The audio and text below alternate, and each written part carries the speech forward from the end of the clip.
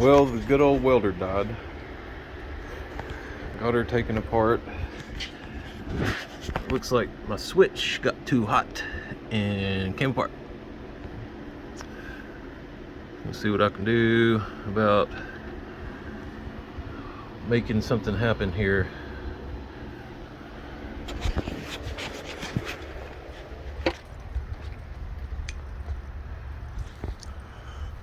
Let me get my ramps lengthened.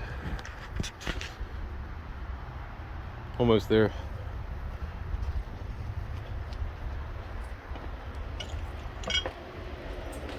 Get some kind of a switch happening here and be back in business.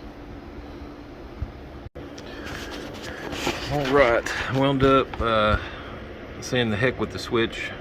Just spliced my wires together. I done fired it up, it works. So yeah, we'll put her back together and get back to welding.